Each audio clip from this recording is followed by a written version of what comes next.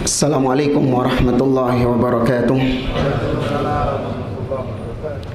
Innal hamdalillah nahmaduhu wa nasta'inuhu wa nastaghfiruh wa na'udzu billahi min shururi anfusina wa min sayyiati a'malina. Man yahdihillahu fala mudhillalah wa man yudlil fala hadiyalah. Wa ashhadu an la ilaha illallah wahdahu la syarikalah wa ashhadu anna Muhammadan abduhu wa rasuluh. Ya ayyuhalladzina amanu taqullaha haqqa tuqatih wa la tamutunna illa wa antum muslimun. Fa inna asdaqal hadithi kitabullah wa khairal hadi hadi Muhammadin sallallahu alaihi wasallam wa syarrul umuri muhdatsatuha wa kullu muhdatsatin bid'ah wa kullu bid'atin dhalalah wa kullu dhalalatin finnar. Ma'asyiral muslimin, jamaah rahimani wa rahimakumullah. Alhamdulillah, kita memuji Allah Subhanahu wa taala atas segala nikmat yang Allah berikan kepada kita, baik itu nikmat sehat ataupun nikmat waktu, dan yang paling berharga adalah nikmat hidayah, taufik dari Allah Subhanahu wa taala. Sehingga sampai hari ini kita masih menjalankan ketaatan-ketaatan, menjalankan ibadah-ibadah kepada Allah di bulan yang mulia ini, semua adalah karena hidayah taufik dari Allah Subhanahu wa taala. Semoga Allah Azza wa Jalla menerima semua amal ibadah kita. Para jamaah rahimani wa rahimakumullah, kita sama-sama tahu bahwasanya di antara ciri khas karakteristik agama kita adalah al-wasat atau al-i'tidal, pertengahan atau proporsional. Sebagaimana Allah Subhanahu wa taala mensifati umat Nabi Muhammad sallallahu alaihi wasallam di dalam firman-Nya di surah Al-Baqarah, Allah taala berfirman, "Wa kadzalika ja'alnakum ummatan wasata." Demikianlah kami jadikan kalian umat yang pertengahan. Pertengahan kata para ulama adalah la ghulu wala ifrat, yaitu pertengahan tidak berlebih-lebihan dan tidak pula at-taksir atau meremehkan, alias dia proporsional sesuai dengan tuntunan Nabi sallallahu alaihi wasallam. Al-Imam Ibnu Qayyim Al-Jauziyah rahimahullahu taala mengatakan, ma amarallahu bi amrin illa walisyaitani fihi nazghatan. Tidaklah Allah Subhanahu wa taala memerintahkan dengan suatu perintah di dalam agama ini kecuali iblis, syaitan memiliki dua senjata di dalam hal tersebut untuk menyesatkan manusia dari perintah Allah Subhanahu wa taala. Imma ila guluwin wa imma ila taksir. Senjata syaitan yang pertama adalah yaitu dijadikan seseorang gulu, berlebih-lebihan dalam menjalankan ibadah tersebut, atau kalau tidak yang kedua imma ila taksir, dijadikan orang itu meremehkan, bermudah-mudahan dalam menjalankan ibadah tersebut. Wala yubali bi ayyihima dhafar. Dan iblis tidak peduli mana di antara dua senjata ini yang efektif untuk menyesatkan manusia dari agama Allah Subhanahu wa taala. Jamaah rahimani wa rahimakumullah, berapa banyak ayat-ayat di dalam Al-Qur'an mengingatkan kita untuk tidak berlebih-lebihan dalam menjalankan agama ini. Di antaranya adalah Allah memperingatkan kaum ahlul kitab, ya ahlal kitab la taghlu fi dinikum. Wahai ahlul kitab, jangan kalian ghulu, berlebih-lebihan dalam menjalankan agama kalian. Meskipun ini peringatan buat ahlul kitab, namun ini pelajaran bagi kaum muslimin agar jangan sampai kita mengikuti jejak orang-orang ahlul kitab. Mereka berlebih-lebihan dalam menjalankan agama mereka. Ada juga di antaranya yang bermudah-mudahan. Jamaah rahimani wa rahimakumullah, kaitannya dengan ibadah di bulan puasa adalah di mana seseorang terkadang dia jatuh dalam perkara yang hulu di dalam menjalankan puasa, dan ada di antara sebagian orang yang bermudah-mudahan dalam menjalankan puasa, dan semoga kita termasuk yang proporsional, yang pertengahan dalam menjalankan ibadah. Al-Imam Al-Bukhari rahimahullah ta'ala meriwayatkan dalam sahihnya kisah tentang seorang yang bernama Abu Israil, seorang sahabat yang bernama Abu Israil. Tatkala Nabi sallallahu alaihi wasallam qama yakhtub, Nabi pernah berkhutbah di hadapan para sahabatnya. Maka kemudian Nabi melihat ada seseorang yang berdiri di tengah terik matahari. Maka Nabi merasa aneh dengan orang tersebut. Nabi bertanya kepada para sahabat yang lain, siapa orang tersebut, apa yang dilakukan sama dia. Qalu, maka para sahabat mengatakan, huwa Abu Israil. Beliau adalah seorang yang bernama Abu Israil. Nadhara an yasuma, dia sedang menjalankan nadar untuk berpuasa. Wala yastadhil, tapi di samping puasa itu dia tidak mau mencari tempat berteduh, alias dia berdiri di tengah terik panas matahari. Wala yaq'ud ay wala yajlis, dan dia menjalankan puasa dengan tidak mau duduk, alias dia berdiri terus di tengah terik matahari, tidak mau mencari tempat duduk. Wala yatakallam, dan dia tidak mau berbicara, dan dia dalam keadaan puasa.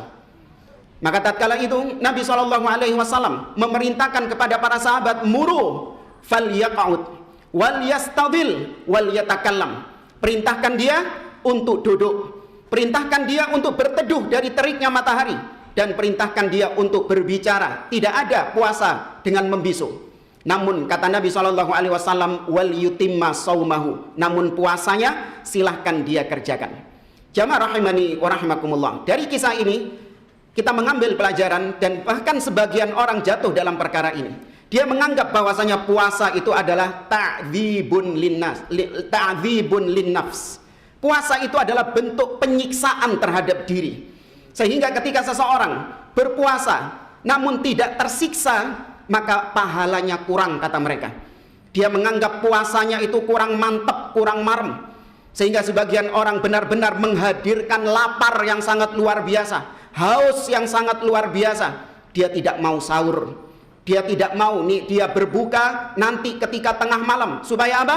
Supaya semakin lapar, supaya semakin tersiksa, supaya pahalanya besar di sisi Allah Subhanahu wa taala. Padahal tidak ada ajarannya dari Nabi SAW. Pertengahan adalah yang sesuai dengan tuntunan Nabi SAW, itulah yang terbaik. Sebagaimana kita sering diingatkan ketika awal khutbah, khairal hadi hadi Muhammadin SAW. Sebaik-baik petunjuk adalah petunjuknya Nabi SAW. Artinya cara-cara yang dibuat-buat oleh manusia, yang dianggap sebagai bentuk mendekatkan diri kepada Allah, yang dianggap pahalanya lebih besar di sisi Allah Subhanahu wa taala, maka sungguh itu adalah cara yang keliru. Yang terbaik adalah yang sesuai dengan tuntunan Nabi SAW. Syaitan yang menghiasi, dianggap puasamu kurang marem, puasamu kurang mantap. Kalau puasa tapi kau berada di dalam ruangan yang dingin, kau duduk, ya kau berada di tempat yang nyaman, maka laparmu itu masih kurang, hausmu itu masih kurang, jiwamu, dirimu masih belum tersiksa, maka dia menyiksa dirinya. Padahal tidak. Puasa itu bukan ta'dzib, tapi puasa itu adalah tahdzibun linnafs. Puasa itu adalah melatih diri agar semakin taat kepada Allah Subhanahu wa taala. Dalam riwayat yang lain, ja'a thalathatun ila baitin Nabi SAW. Ada 3 orang sahabat yang dia mendatangi rumah Nabi SAW, bertanya kepada Nabi SAW tentang ibadah yang beliau kerjakan sehari-hari. Namun nyatanya 3 orang sahabat ini tidak mendapati Nabi SAW di rumah. Maka mereka pun bertanya kepada salah satu istri Nabi SAW. Setelah dijelaskan kebiasaan-kebiasaan ibadah Rasulullah SAW ketika di rumah, ka'annahum taqalluha. Ketiga orang ini seakan-akan menganggap remeh dan menganggap biasa saja ibadahnya Nabi SAW. Maka sebagian di antara mereka mengatakan, qad ghufira lahu ma taqaddama min dzambihi wa ma ta'akhkhar wa aina nahnu min Rasulillah. Oh, wajar kalau Nabi ibadahnya biasa. Nabi itu sudah dijamin surga. Nabi sudah diampuni dosa-dosanya yang telah lalu dan yang akan datang. Wajar kalau Nabi ibadahnya biasa-biasa saja. Sedangkan kita tidak ada jaminan surga. Maka salah seorang di antara mereka kemudian mengatakan, amma ana fasa usallil lail wala anam. Kalau begitu aku mulai hari ini akan sholat malam semalam suntuk, dan aku tidak akan tidur semalaman. Sholat bukan bermaksiat kepada Allah Azza wa Jalla. Yang kedua, dia mengatakan, wa amma ana fa asumud dahr. Adapun aku akan puasa setiap hari. Puasa nyambung satu dengan hari yang satu dengan hari berikutnya. Wala uftir, dan aku tidak akan sehari pun melewati tanpa puasa.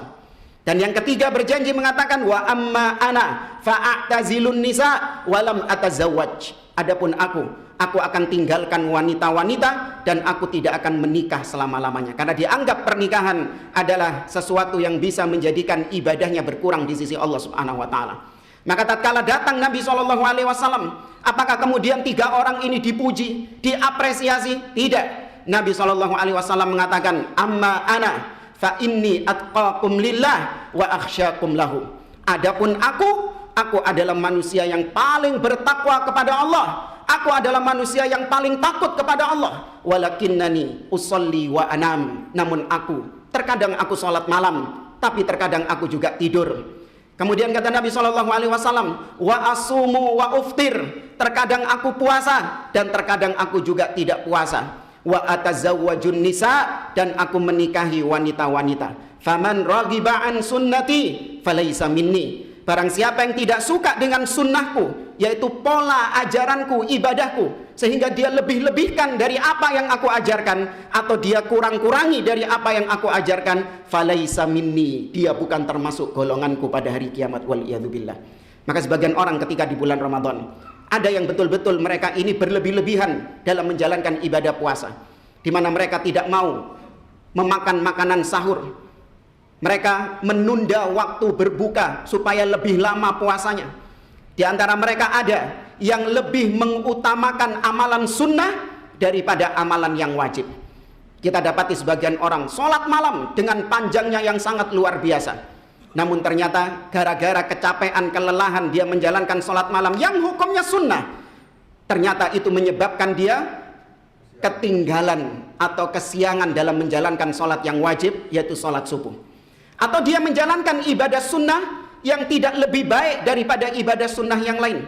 Di antaranya seorang lebih mengedepankan ibadah sholat taraweh daripada sholat-sholat sunnah yang rawatib. Sholat-sholat sunnah yang menyertai sholat wajib, sholat fardu. Itu pahalanya lebih besar karena dia mendampingi sholat-sholat yang wajib daripada sholat-sholat sunnah yang lain. Maka seorang berusaha untuk meniti, untuk meletakkan sesuatu sesuai dengan porsinya masing-masing, untuk dia jalankan sesuai dengan kemampuannya. Sebagian orang ada yang ketika puasa tidak mau mengambil rukhsah, padahal Allah memberikan keringanan. Faman kana minkum maridon aw ala safarin fa'iddatun min ayyamin ukhar. Ada orang-orang yang sakit, yang memang tidak mampu untuk berpuasa, namun dia hulu, dia nekat tetap berpuasa, sampai akhirnya menjadikan penyakitnya semakin parah, bahkan menyebabkan dia semakin parah penyakitnya, atau bahkan menyebabkan dia meninggal dunia. Sebagian yang lain ada yang meremehkan bermudah-mudahan, di mana dia hanya sebatas menjalankan puasa, tidak makan, tidak minum, namun aktivitas-aktivitas duniawinya mirip seperti hari ketika dia tidak berpuasa. Dia melihat apa yang diharamkan oleh Allah Subhanahu wa taala. Dia habiskan waktu-waktunya untuk bermaksiat kepada Allah. Betul, itu tidak membatalkan puasanya, namun itu bisa menggugurkan pahala-pahala puasanya. Ada sebagian orang yang meremehkan dalam menjalankan ibadah puasa, hanya sebatas meninggalkan makan dan minum. Maka jadilah kita orang-orang yang pertengahan, yang wasat dalam menjalankan ketaatan kepada Allah Subhanahu wa taala. Itulah yang terbaik, itulah yang diterima oleh Allah Subhanahu wa taala. Allah tidak menerima yang hulu, berlebihan, apalagi yang meremehkan. Semoga Allah memberikan taufiknya kepada kita, dan semoga Allah menerima semua amal ibadah kita. Hada wallahu a'lam bissawab. Subhanakallahumma wa bihamdik, asyhadu an la ilaha illa anta, astaghfiruka wa atubu ilaik. Wa sallallahu ala nabiyyina Muhammad wa ala alihi wa sahbihi ajma'in. Wassalamualaikum warahmatullahi